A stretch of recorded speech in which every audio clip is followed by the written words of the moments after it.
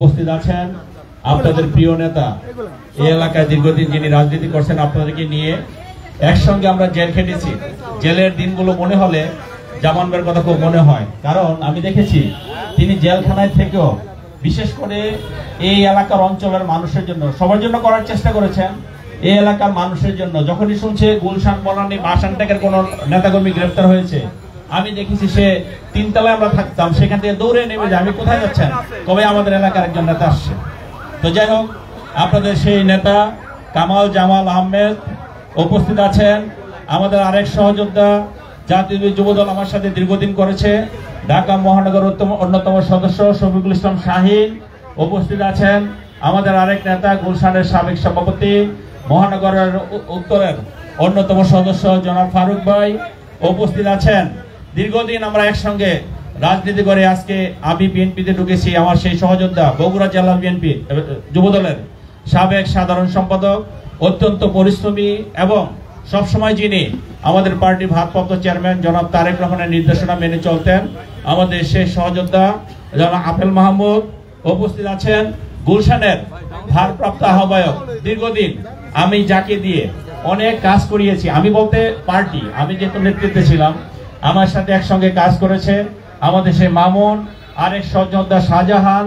দীর্ঘদিন আমরা মামুন এবং শাহজাহান যুবদলের সভাপতি সাধারণ সম্পাদক ছিল। ওরা ঢাকা শহরে আমাদের বর্তমানে যে 26টি থানা, প্রতিটি থানায় কাজ করেছে। অর্থাৎ আপনারা বলতে পারেন যে এই দুইজন মানুষ প্রতিটা থানায় কিভাবে কাজ করলো সেটার বলা যাবে না কিভাবে কাজ করেছে, কিন্তু কাজ করেছে। উপস্থিত আছেন আমাদের আসাদ এবং গুলশানের বিভিন্ন পর্যায়ের নেতৃবৃন্দ, অঙ্গ সহযোগী সংগঠনের নেতৃবৃন্দ, আসসালামু আলাইকুম, এবং জাহিদুল মোরল এবং আমাদের সামনে যাদেরকে নিয়ে আমাদের আজকে অনুষ্ঠান, সকলের প্রতি আমার সশ্রদ্ধ সালাম, আসসালামু আলাইকুম। নাম বলে বেশি সময় নিয়েছি, কাজী আর বক্তব্য বলে বেশি সময় নেব না। আমরা আজকে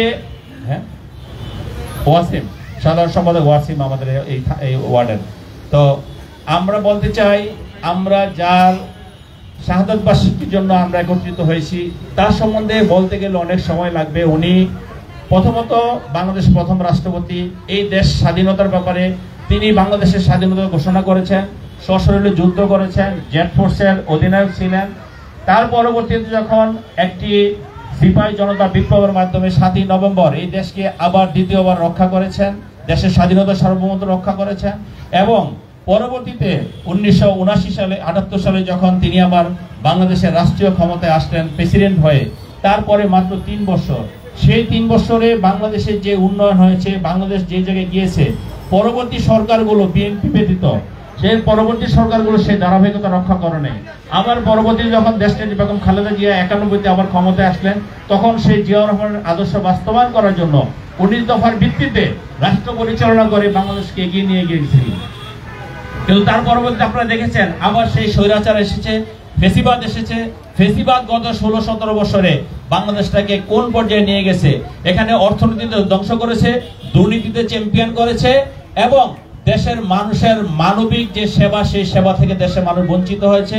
আমরা ভোটাধিকার থেকে বঞ্চিত হয়েছি গত 16-17 বছর। আপনারা কি কোনো ভোট দিতে পেরেছেন?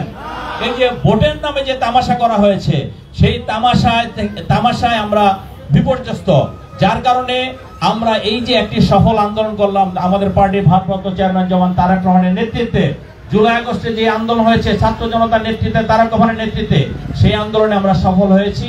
সেই আন্দোলনে খুনি হাসিনা পালিয়ে গিয়েছে, খুনি হাসিনা ফেসিবাদ পালিয়ে গিয়েছে, কিন্তু তার দোষরা কিন্তু এখনো বাংলাদেশে আছে। তার প্রমাণ হলো এখন যে তার পরবর্তীতে যে সরকার এসেছে, ডক্টর ইউনূসের নেতৃত্বে যে সরকার এসেছে, আমরা মনে করেছিলাম সেই সরকার এই দেশের জন্য অন্তর্বর্তীকালীন সরকার অনেক ভালো কাজ করবেন, কিন্তু আমরা তার ধারাবাহিকতা দেখতেছি না। আমরা সেখানে ফেসিবাদের আচরণ দেখতেছি। জনগণ যখন ভোটের কথা বলে তাদের গায়ে ফুসকা উঠে যায়, তারা ভোট দিতে চায় না। আপনারা অন্তর্বর্তীকালীন সরকার, আপনারা একটি নির্বাচন, সুন্দর সুষ্ঠু নির্বাচন দিয়ে বাংলাদেশের মানুষের অধিকার রক্ষা করার জন্য, ভোটাধিকার রক্ষা করার জন্য যারা জীবন দিয়েছে তাদের তার সম্মান রেখে একটি সুন্দর সুস্থ ভোট দিয়ে আপনারা নির্বাচিত প্রতিনিধির কাছে ক্ষমতা ছেড়ে দিবেন। কিন্তু আপনারা ভোটের কথা শুনলে আপনাদের উপদেষ্টা যারা আছে তারা বিভিন্ন আজে বাজে কথা বলে। আমরা বলতে চাই এদেশে কিন্তু ফেসিবাদের কোনো অবস্থান নাই। হাসিনার চেয়ে বড় ফেসিবাদ বাংলাদেশ আর কখনো জন্ম হয়নি।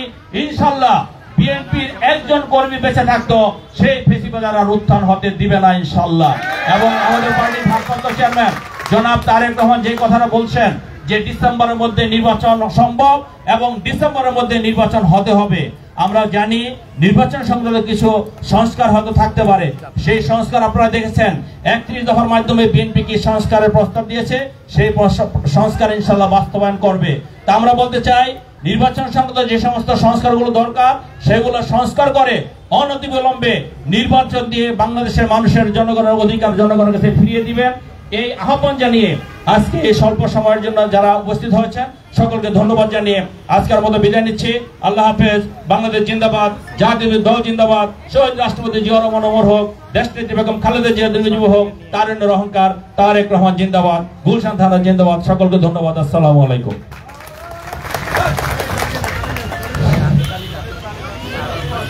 প্রিয় নেতৃবৃন্দ,